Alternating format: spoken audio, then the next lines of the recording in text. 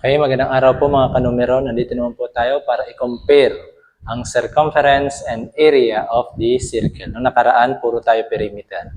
So ngayon, we will have circumference. Ang circumference actually is used for circle kasi ang circle is not a polygon. Kaya hindi perimeter yung ginagamit, kundi yung word is circumference. So distance around the circle, that is circumference. And then, i-compare natin ang formula sa area of the square. So, ang circumference of the circle has a formula of pi times the diameter. O kaya, pwede rin gamitin because diameter is twice the radius. So, radius yung kadalasang given. So, we'll have 2 pi r. Okay? And then, pag area, that is pi r squared. So, yung r, yung naka-square dito, 2 pi r lang. So, 2 times pi times r. Okay? So, paano po ba yan sinosolve? So, gagamitin natin. Halimbawa, radius is, sabihin natin, this is 5 centimeter. So, to solve for the circumference, so we will have 2 times pi. So, pi is 3.14. And then, radius is 5 centimeter. And then, to multiply, 2 times 3.14, that is 6.28 times 5. So, 6.28 times 5.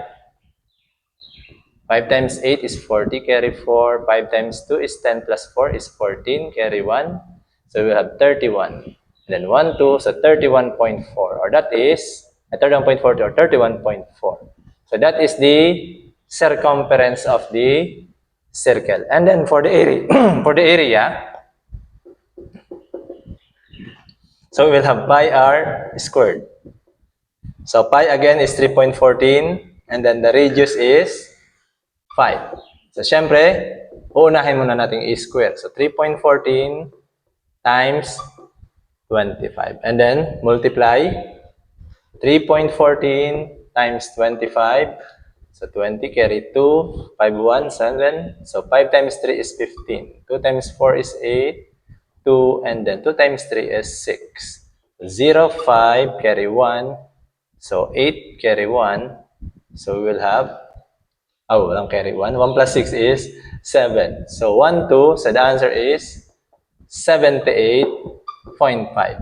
And that is centimeter squared. So yan yung formula para sa circumference and area. By the way, kung diameter ang given, pwede nyo itong gamitin for the formula of the circumference. Pero kung ayaw nyo na itong kabasaluhin, gamitin na lang itong formula.